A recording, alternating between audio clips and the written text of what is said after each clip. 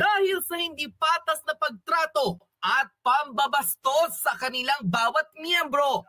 MNLF ibinasura ang pag-appoint ni Pangulong Bongbong Marcos kay Abdul Rauf Macacao bilang BERMM Interim Chief Minister. Kung hindi mo na masikmura, o tumahimik ka na lang. Pero yung ikaw ay kasama sa plotting, sa conspiracy, at naman ikaw, Gibo, Diyos ko naman, Brad ko ito sa Sigmaro eh. Nako. Nung ito'y tumakbong presidente, nagpagawa ako ng mga t-shirt para sa kanya, sarili kong gastos. Tinulungan ko siya. At ilang beses siyang inalok ng Presidente Duterte na maging Secretary of National Defense. 3 beses yata, 3 beses siyang tumanggi. Tumakbong senador, tinulungan pa rin siya. Pagkatapos, magpa-plot kayo. Grabe, no? Magpaplano kayo kung paano nyo aarestuin ng illegal, ididitining illegal, at ikikidnap. The one responsible for it, and what he was saying is, if it's right or wrong, it falls on me. Notice nobody prosecuted him in Philippines. There was no prosecution. Everybody knew what was going on here. Everybody realizes there's no denial from Mr. Duterte. He has been very clear about it, and yet nobody prosecuted him. So what does that tell you, right? This is what it tells me as a lawyer. If it were a violation of law, he would have been prosecuted. Yes. Good morning mga kasama. Nandito na naman si Kuya Goods nagbabalik. At syempre, kung hindi ka pa nakasubscribe sa ating channel, pa-subscribe na lang po at hit mo na rin yung bell para lagi kang updated sa ating mga video. Laglaga na po ang nangyayari, no? At tumanggi na. Ibig sabihin, ayaw nang maging abogado nitong ni OSG para dito sa hinaing petisyon ng mga Duterte. Bakit? Siguro alam niya na may mali sa ginawa nitong mga nagtraidor. Ang hirap pa, di ba? Kahit si Sokjen ay siguro nagpasya na siya. Kaya ito, bago natin simulan natin talakayan, like, share, like nyo yung video ha. Like nyo, share, para mas maganda po yung makita ng ating mga kababayan yung mga balita dito. Salamat Sokjen dahil siguro ito na yung pagkakataon mo para manindigan at alam naman natin malaki pa rin ang utang na loob mo. Nadadala ka lang siyempre nasa gobyerno ka ngayon kaya wala kang magawa. Pero kung talagang ipagpapatuloy mo yung paninindigan mo, mas lalong bibilib sa iyo ang sambayanan. Ito na, pasok natin. At dahil voluntaryong tinanggal na ang kanyang sarili ng Office of the Solicitor General sa pagdinig ng habeas corpus petitions ng pamilyang Duterte. Sino pa ngayon ang aasahan ni BBM na magtatanggol sa kanyang gobyerno dahil sa manifestation and motion na inihain nitong Lunes, iginiit ng Office of the Solicitor General ang posisyon nito na walang jurisdiction ng International Criminal Court sa Pilipinas. Kita nyo na? Abogado ng gobyerno ang nagsabi na walang jurisdiction. Bakit anong ginawa nyong apat?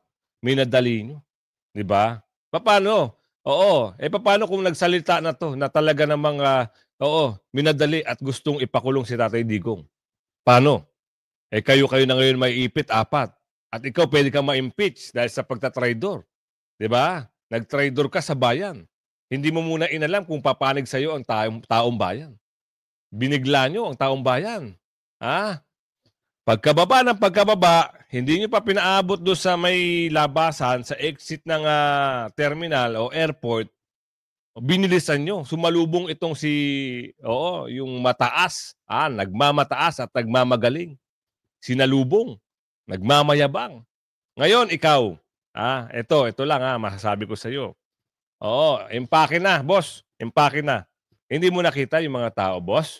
Gigil na gigil. Alam mo yung parang ano ba yung clip isang video, no? Yung mukha mo kinulupot. Ganon, baka ganon ang mangyari. Empake na. Ready na rin. Para pagdating ng oras at talagang wait, there's more. Ewan natin kung makakalipad ka pa. Matapos umalis ang bansa sa Rome Statute noong 2019. The Solicitor General is now under fire by his own government.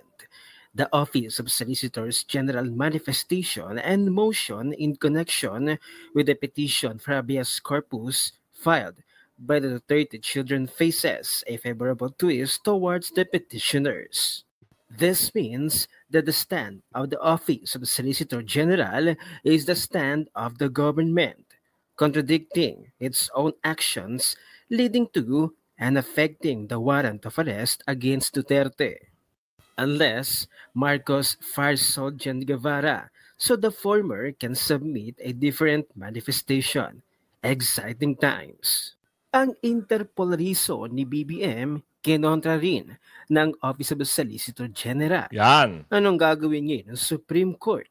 Naku BBM, will this result in a constitutional crisis? Yan. Nagbabala naman si Maharlika na isang vlogger dahil daw peaceful o mapayapa ang paglabas ng milyong-milyong tao sa buong Pilipinas at mga Pilipino sa buong mundo. Totoo yan. Sa pagpapakita ng suporta at pagmamahal kay dating Pangulong Duterte, may mensahe daw sa kanya ang puting ahas. Pinagpaplanuhan na daw ng Malacanang ang pagdeklara ng martial law. Nako po, yan ang wag mong gagawin. Hindi mo ba alam? Ang Bangsamoro ay nagbabala na rin sa gobyerno. Wag niyong gagawin. Dahil sa bagay, meron naman kayong jet plane, madali kayo. Kaso nga lang, paano yung mga tao, kung sakali doon kayo pumunta sa Hawaii at yung mga tao doon ay gigil na gigil sa inyo, paano ngayon yan? Wala naman kayong mga GSP. Wala kayong yun. Sarili nyo lang ang hawak nyo. Paano yan? Wag niyong gagawin yan. Oo, malaking pagkakamali yan. Ito na nga yung pinaaresto mo, si Tatay Digong. Oo, malaking pagkakamali na yung ginawa mo. Diba? Sa totoo lang tayo. Ano yung nakikita mo ngayon? Mga naglalabasan. Diba? Nalabasan na, naninindigan. Boses. Diba? Boses. Ibang klaseng boses. Boses na may galit. Yun ang nakikita at nararanasan. So, hindi pa ba kayo natatakot? Kung subukan mo at yung isang pulis, sir, saludo kami sa iyo. Alam mo bakit? No, dahil sa hindi ka ganoon kataasan ng rango mo, nagsalita ka. Pinanindigan mo, hindi ka pulis ng isang tao. Tama. Ngayon, ang problema mga kasama, yung pulis po ay kinasuhan. Ng inciting to sedition.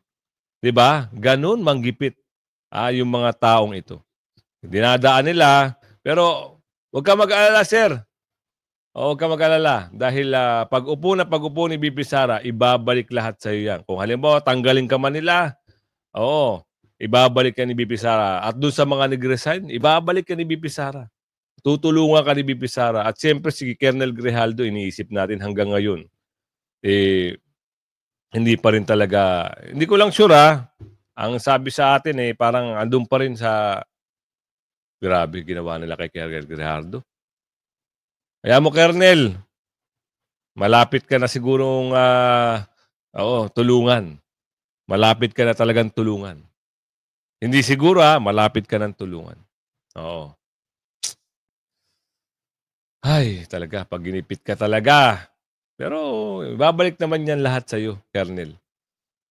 Yung wag nating kalimutan mga kasama si Colonel Grijaldo, yung matapang, nanindigan para kay Tatay Digong. Yung masyadong inapi, na pinagtulungan nitong mga bakulaw sa Kamara. Hanggang ngayon ang balita natin nasa oblo pa rin. Dahil peaceful o mapayapa ang paglabas ng milyong-milyong tao sa buong Pilipinas at mga Pilipino sa buong mundo sa pagpapakita ng suporta at pagmamahal kay PRRD. Ito ang mensahe sa akin ng puting ahas. Hi ma'am, pinagpaplanuhan na ng Malacanang ang pag-declare ng martial law. Sa palagay niyo mga kasweet, matuloy kaya ang post ni Maharlika? Ito pwedeng mangyari.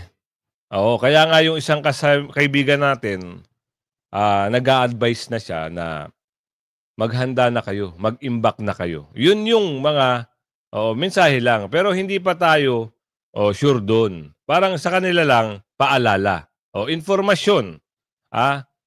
Kung ito ay totoo at gagawin nila, isipin nilang mabuti. Oo, 100 times nilang isipin kung gagawin nila yan.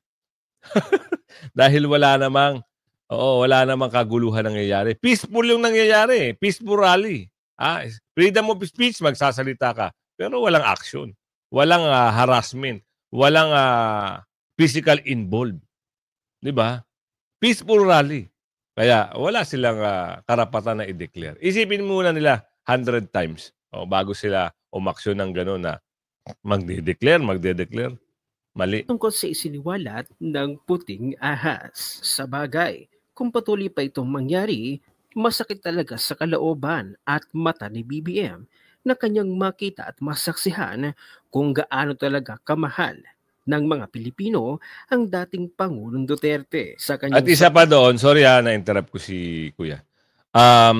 Baka mamaya sa pagkagustuhan niya na gusto niya yung i-declare yung lolo, gusto niya i-declare yon. Baka mamaya yung mga pulis at sundalo, siya pa mismo arestuhin.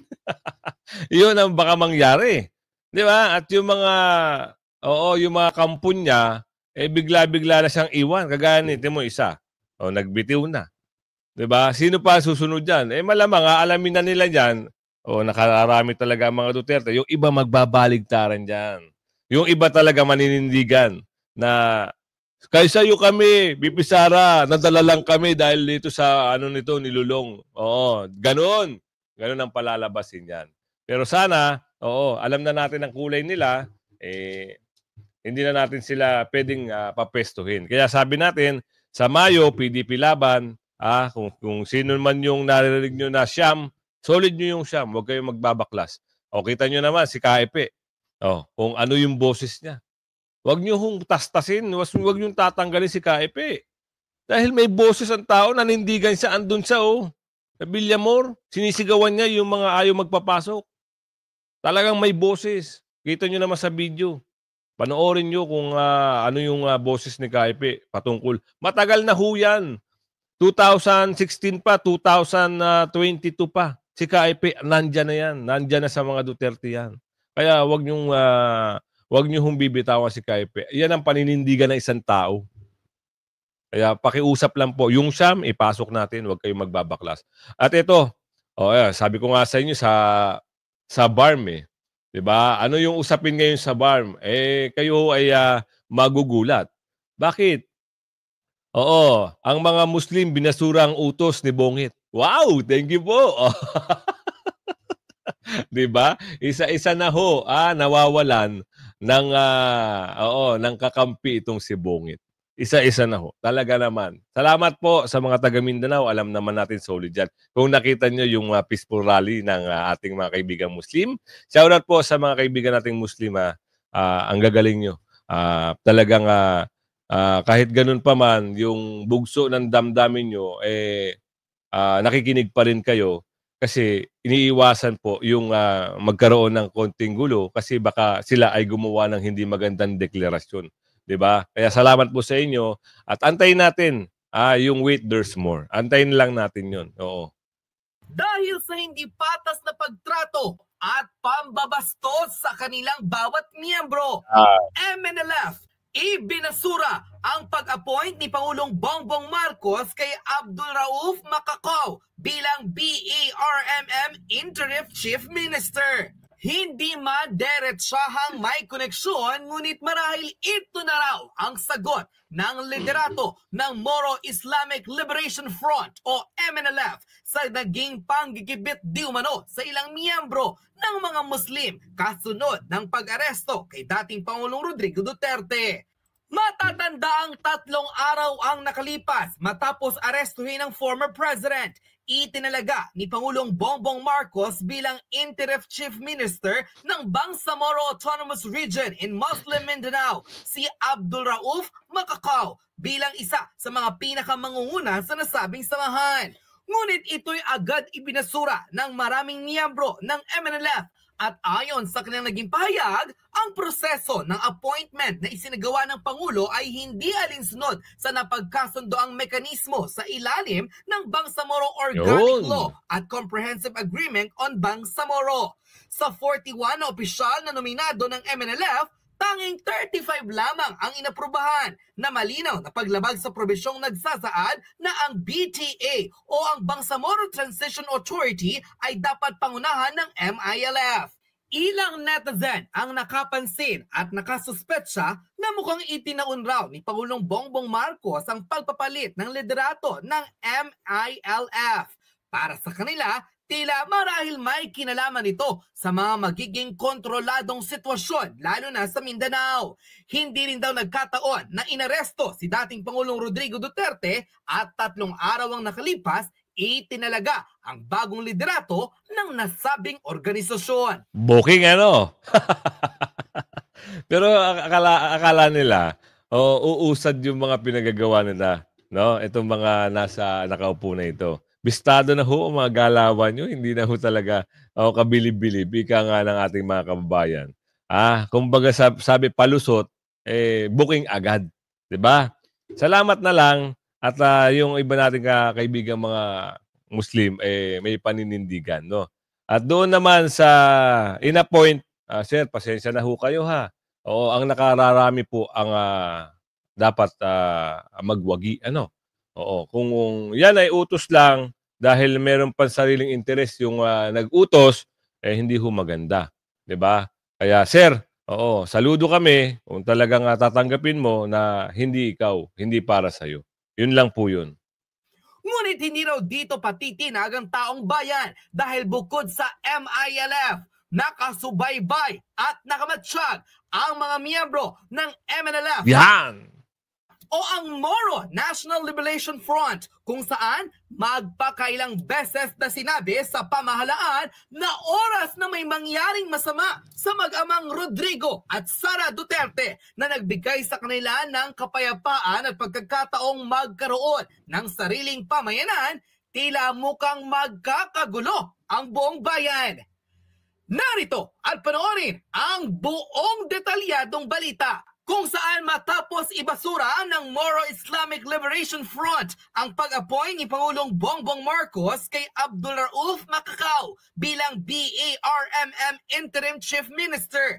Ilang mga kasapi ng Moro National Liberation Front o MNLF sa pangunguna ng kanilang leader na si Normy Suari na oras na magkaroon ng hindi magandang balita, hindi lamang sa Pangulong si Rodrigo Duterte, kundi maging sa anak nitong si Vice President Sara Duterte. Tila isang tawag lang raw ng mga ito, makikita raw ng gobyerno ang kanilang hinahanap. Mga kapatid na Muslim, nakaalerto sa anumang pwedeng mangyari. Narito panoorin ang full video. Mainit-init pa na balita mga lods, basahin natin.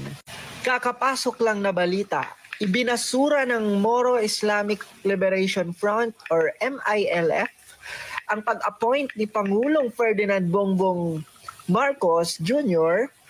kay Abdul Rauf Macacao bilang BARM Interim Chief Minister. Sa inilabas na pahayag ng MILF, sinabi nilang nilalabag nito ang Bangsamoro Organic Law and Comprehensive Agreement. Yan! Nako! Yan yung sinasabi kong wag na wag niyong gagalawin ang mga kababayan nating Muslim community. Bakit naman kasi Mr. President, pati yung MILF at pati yung mga Muslim community ay papakialaman mo? Tama. Nakatikim ka tuloy. Diba? Yan ang sinasabi natin. Mga bagay-bagay, para lang makakuha siya ng kakampi, mag-a-appoint ang mama. Mali! Di ba? Oo. Lumabas ang nakakarami. Mas pabor sa mga Duterte. Naglabasan, mga Muslim. Oo. Nakita natin yung reaksyon ng mga kaibigan nating tausug. Talagang ang sabi doon, hindi ko lang napapakita yung video. Oo, si Tatay Duterte, si Tatay Digong lang ang nagbigay ng kapayapaan sa Muslim, which is totoo naman. O kayo mga taga Mindanao, comment kayo sa akin. Comment kayo sa comment section. 'Di ba? Nung panahon ni Tatay Digong, talaga naman po, wala kang naririnig na ganito, ganere, ganoon. Wala na. Oh, kahit mga kababayan, kayo po, sabihin niyo sa akin dito, meron pa bang nangyari nung panahon ng mga dilaw, samut-saring boom, boom, boom, boom, boom, brr, brr, brr. Puro gano'n ang naririnig nyo. Ngayon, wala na po. Nung panahon pala ni Tatay Digong, wala ka nang maririnig na gano'n. Pumalit na naman ito, nakaupo ngayon, eto na naman, nap dito, nap doon. Oo, ransom dito, nako, yan na sinasabi dito. 'Di ba? Ganon. Tapos meron pa ngayong, yung mga kalespuhan. Mga kalespuhan pa ang nabibiktima. Isipin nyo, nabibiktima. Boom! 'Di ba? Kawawa. Yung mga dorobo, yung mga gumagawa ng hindi maganda, sila pa yung mga at large, nakalaya. Nasa na ba, nahuli na ba? Hindi ko po alam eh. Meron na po ba tayong balita doon sa nangyari sa Bulacan? Nahuli na po ba? Yung boom boom sa Lespo? Parang wala po tayong narinig eh. Ako, hindi ko po alam I-comment nyo na sa comment section kung napanood nyo na naaresto na. So, eto. Dito ako tuwan-tuwa kay Atty. Sal. Believe talaga ako dito dahil kahit yung mga ibang abogado nabibira niya gagawa niya ng counter kasi merong isang abogado sinabi ito na siya na magbabalita rito. Attorney, pasok mo. Na mali as in mali, illegal as in illegal. Dapat either mag-resign ka kung hindi mo na masikmura o tumahimik ka na lang. Yung mga dating mga nagmamahal kay Presidente Duterte na pinulungan ng Presidente, hindi nyo man lang naisip yun? Speaking of Supreme Court, sinabi po attorney ng isang law professor, and I quote, "Even if the Philippine Supreme Court were to rule that former President Duterte should be returned to the Philippines, I believe the International Criminal Court will not even listen to that ruling. When there is a conflict between international law, jurisdiction over crimes against humanity, and local law, or the Philippine jurisdiction, international law prevails." Sabi po ito ni Attorney Mel Santamaria, dati pong dean ng FEU. Oy Mel, bumalik ka sa law school. Mali ka. International law can never prevail over domestic laws. That's very basic. Kahit the first year law student alam yan. Ang international law, pag yan ay nag-conflict sa ating batas, hindi po pwede. Kaya nga hindi ba mismo yung sinabi ko kanina, yung provision ng ICC? Sinasabi nila, bago natin ma-arrest, punta muna kayo sa local court. At yun din ang sinasabi ng ating batas, ang extradition law at sentido komon. Bakit tayo magpapasa ilalim? Mel? Ikaw naman, Mel. Akala ko pa naman magaling ka. Sus Maria Josep ka naman. Bakit tayo magpapasa ilalim sa dayuhan? Ang dayuhan, dayuhan. Kaya nga tayo may sariling sistema legal. Tama. Kaya nga tayo may sariling saligang batas Bakit aaminin mo na wala tayong kakayahan? Kayo na nga nagsasabi malakas, bakit kayo tatakbo sa dayuhan? Meron pang isa. Ang sabi ng kaibigan ko rin, si Nery, abogado ng kabila rin. Sabi niya, walang nangyari kasi sa 6 na taon, sa panahon ng Duterte, hindi naman na-prosecute. Nery Colmenares? Sabi niya, wala. Teka muna ka ako. Ba't di kayo nag-file? Anong mga kaso laban sa mga otoridad? May immune si Presidente Duterte. Si Presidente Duterte, immune. Bakit yung mga sinasabi niyo mga iba, hindi nyo pinala ng kaso? That's number 1. I-concede ko na immune. 6 na taon na hindi kayo nakapile. Yun ang inyong teorya. Bakit ka ako? Mag-4 na taon na itong administrasyon. Wala naman kayong final. Sige, bakit kayo walang final? Simple lang yan kasi walang katotohanan yung binibintang nyo. Mahihirapan kayo ng ebidensyang ipakita sa piskal. Madidismiss lang yan. Tama. At kahit sa hukuman makapasok, dismiss din yan. Kaya hindi kayo nakapahil sa panahon ng Duterte. Kahit sa panahon ng mayor siya, kasi nga wala kayong ebidensya, hindi totoo lahat ng mga pinagsasabi ninyo. Yan ang katotohanan dyan. Dorne, ano po masasabi ninyo sa inamin ni DILG Secretary John Vic Rimulya na bunga ng kanilang group effort kung bakit na-aresto si Pangulong Duterte? Ilan sa mga pangalan na inilabas niya ay sina Secretary Eduardo Anyo, DILG ni PR dito, Defense Secretary Gibo Teodoro, at si Pangulong Marcos Jr. mismo. Meron pang isa, si Galvez. Meron pa. Parang si Anyo lang sir ang napangalanan niya. Parang nabasa ko sama, ano bang papel ni Galvez ngayon? Peace Secretary, OPAP. Peace and Tama, OPAP Secretary. Oh, anyway, alam po ninyo, yun eh, Okay, kaya hindi ako pa binabas confirm. ngayon si Ed Anyo. Kahit kaming mga dating kasama niya, talagang tinutulig siya.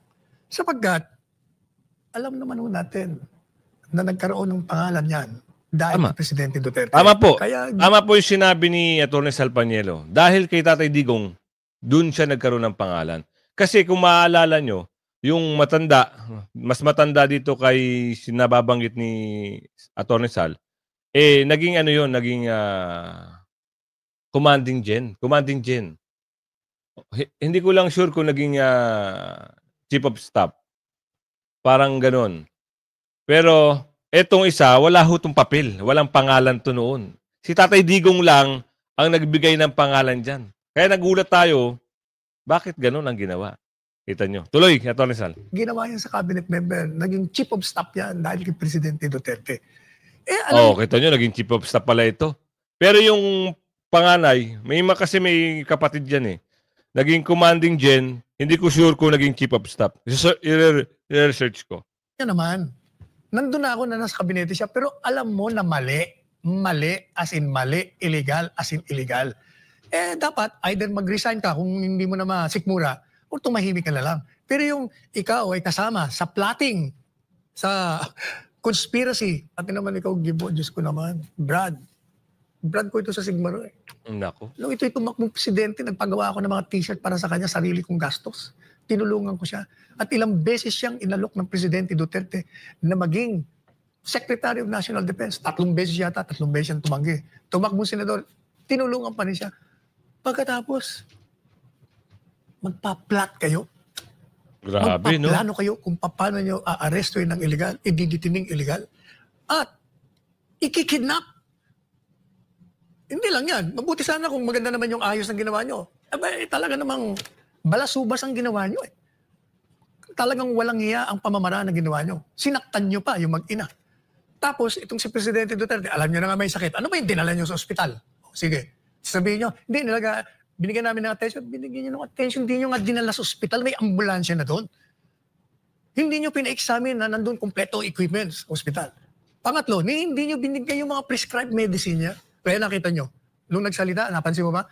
Nagsalita siya, naka-Amerikana nga siya, pero ang boses, garalgal, parang, ang tingin ko, anong nangyari sa presidente? Baka na mild stroke na ito. Siyempre, yun bang kinaladkad mo yan eh. Hindi niya na pinagpahinga, hindi niya binigyan ng medisina. Pagkatapos, pinabiyahe niya ng ilang oras yun, 16 na oras, mahigit. Talagang pinapatay niya yung tao. Tapos kayong mga dating mga nagmamahal kay Presidente Duterte na tinulungan ng Presidente, hindi nyo man lang naisip yun. Kaya galit na galit sa inyo ang taong bayan, binabash kayo ngayon. Tama. Sir, ito may naglabas po ng mensahe ngayon. Isang senador, sahin ko yung pahayag niya. As chair of the Senate Committee on Foreign Relations, I'm calling for an urgent investigation into the arrest of former President Rodrigo Roa Duterte, an issue that has deeply divided the nation. It is imperative to establish whether due process was followed and to ensure that his legal rights are not upheld but protected, especially given the involvement of the ICC and the International Criminal Police Organization, Interpol. To shed light on the matter, inviting key officials and agencies, including officials from the PNP, OTS, DOTR, DOJ, DFA, NSC at CAAP, and other resource persons and witnesses. The Senate must address these critical concerns to uphold the country's jurisdiction and to clarify policies governing our law enforcement agencies and their engagement with international tribunals. Our sovereignty and legal processes must remain paramount. Senator Amy Marcos. Ay, hindi pala anyo. Yung isa pala may Y. Akala ko kapatid niya kasi magkatunog eh. Oo. Yun na. Clear natin, hindi niya pala kapatid yun kasi yung isa may Y. Akala natin magkapatid. So ito lang pala. Pero yung isa, yung may Y, magaling yun. Oo. Magaling na mamuno. Tuloy natin to. Naku! Balat kayo pala. Ayan. Ang buhay sa mundo. Alam mo, napaka-hipokrito mo. Dapat, nung nagsisimula pa lang, binibira mo na ng binibira yan. Pero nung ginawa mo, nagkandara pa ka na maging party ka ng bahagi ng alyansa. Oh. Ngayon ka lamang nagsasalita. At saka, alam po ninyo, mawalang galang na sa'yo hindi mo na kailangan mag-imbestiga sapagkat lantaran. Kung baga, kitang-kita mo na yung ebidensya. Ano pang i-imbestigahan mo? Balat kayo pala. Ang tawag sa kanya. Di di ba? Nakakahiya. Ate, tigil na. Huwag na makisawsaw kasi kilala ka na eh. Pag nagkakaroon ng aberya, oo, babaligtad ka kunwari. Pero kung umaabante, sabi mo, naaawa kami sa iyo eh. Naaawa kami kasi matanda na siya tapos ikukulong. Asan ang concern mo doon? Gawan mo ng aksyon. Ha? Tapos paiimbestigahan lang. Wala ka na humboto makukuha. Sorry ha. Pinagbigyan na kayo. Nagdadrama na kayo. Ha? Tapos ganyan pa gagawin nyo. Illegal nga eh. Nakitang-kita mo yung illegal na ginawa nila. Alam mo rin na walang jurisdiction. Ha? Hindi ka abogada, pero nagtapos ka ng abogasiya. Kaya alam mo yun. Oh, bakit hindi mo binira ng binira? Ano bang investigation? Wala namang investigation. Kaya tapos na nga eh. Kitang-kita na nga. Kaya nga nagpunta na sa Korte Suprema eh. Ha? Dapat sumama ka na lang. O ikaw, nag-file ka ng petition sa Korte Suprema. Sabi ka sa Korte Suprema. Yun dapat ang ginawa mo. Bulwark of democracy. Walang maasahan sa inyo. Kaya nga pinapa-abolish na kayo eh. Yes, tama yung sinabi ni Atty. Sal. At ito papasok natin. Isang banyaga, isang banyaga ho ay nagpahayag din, nagbigay ng mensahe. From Surigao del Sur, Mindanao, Philippines. My name is Herman Frank, by the way, and I am an attorney. I'm licensed in the state of California. I wanted to comment once again on the ICC case, International Criminal Court in The Hague, Netherlands, proceedings against Mr. Duterte. First, let me just state my overall position on this. Mr. Duterte will be acquitted of all charges, so don't despair. And as illegal as everything seems, he will be granted his day in court. And when he is there, he will win. He's got a great legal team, recently appointing an ICC specialist attorney from London, Cambridge law grad, super brainiac guy, plus a Philippines team of lawyers. And I think it's important to have both because a primary defense in this case is that what Mr. Duterte did was legal in Philippines. And let's not forget, they had Senate hearings. Mr. Duterte appeared in front of the Senate. He explained what he did, why he did it. He said very clearly, I am the one responsible for it. And what he was saying is, if it's right or wrong, it falls on me. Notice, nobody prosecuted him in Philippines. There was no prosecution. Everybody knew what was going on here. Everybody realizes there's no denial from Mr. Duterte. He has been very clear about it, and yet nobody prosecuted him. So what does that tell you, right? This is what it tells me as a lawyer. If it were a violation of law, he would have been prosecuted. He wasn't prosecuted. That means it was not a violation of law. And if it's not a violation of law here in Philippines, it's not a violation in The Hague, Netherlands. It's not like you have to obey two levels of law. It's either legal or it's not legal. So he's going to be found not guilty. So please don't despair. Now, one of the things that I was a little bit angry about was somebody wrote that his Philippine lawyer team isn't so good, and they're like amateuristic or whatever, and they're fish out of water. Well, let's be clear about this. They're in The Hague, Netherlands. Coincidentally, where my ancestors come from. I'm Dutch. And I've been to that court. I am a member of that court. In order to practice law before that court, you need to be a licensed attorney in good standing in your jurisdiction. That's all. Okay? So the Philippine team, they are licensed Philippine lawyers in good standing. They were admitted to practice before that court. So they have all the qualifications needed. This whole idea that you should have something else, untrue. The other issue is somebody mentioned that he was acting disrespectful to the court. What he said in court, and I thought it was excellent, he demanded proof that the court complied with Article 59, I have it right here in front of me, of the what's called the Rome Statute, which created the court. As a coincidence, I was at the United Nations the day that this law was passed in Rome. It's called the Rome Statute.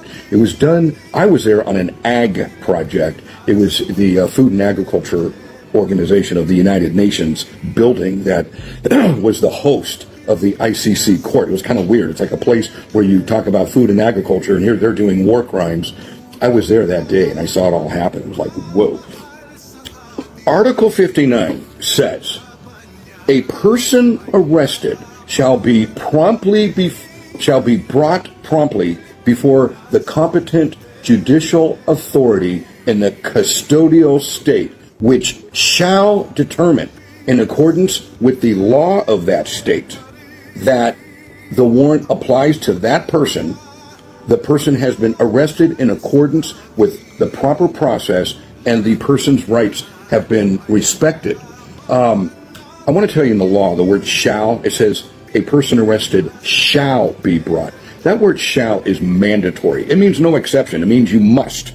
It's like, what part of shall don't you understand, right? And what the attorney was referring to the judges was that didn't happen. And what he demanded was proof that either it happened or that there's some exception. And you know what? There is no exception. Shall means must. And it doesn't say unless the following. There's no exception to this, okay? He demanded proof that that had been complied with or that there was some exception. You know what the judges did when he said that to them? Nothing. They 100% ignored it. You know, there's a rule in law that applies to that situation. And it goes like this. Silence can be inferred. An inference from silence is a confession. And right then and there, the judges, by not responding to it, basically confessed that Article 59 was not complied with. They basically admitted it. I mean, they know it hasn't been complied with. The legal team had every right to demand proof, either of compliance or some exception that they're not aware of. If the judge had an idea of an exception, they should give it. But they didn't. They were just silent. The court violated Section 59 for sure. And because of that, the question becomes, well, what's the remedy? What the court said is, oh, you'll have a chance later to address that. And it's like, no, that ought to be addressed right now. They set a different kind of hearing for September, which is called a confirmation hearing. In USA, we call that a probable cause hearing. It means there is good reason to believe that Mr. Duterte committed a crime. And that hearing will be evidentiary in nature. It'll be very interesting. But before then, the whole arrest, if there was a wrongful arrest of a defendant in the state of California, that defendant would bring that issue up immediately, not after trial. You do it now. The court said we can do it later. They should push it now and get that arrest declared unlawful. The result of that wouldn't be to end the case. It would be to send Mr. Duterte back to Philippines, have him stand in front of a judge in Philippines and make whatever arguments he would have that he should not be extradited. That step was skipped, and it should not have been. I hope they raise it and get it, bring it to a head in front of the ICC court. Thank you for listening. Yan maliwanag sa maliwanag isang abogado ng taga London. Taga London, taga US, no? Nalimutan ko na. So, salamat po, attorney. At naniniwala kami sa lahat ng mga sinabi nyo. Mamayang hapon po, meron po tayong upload. Bye-bye.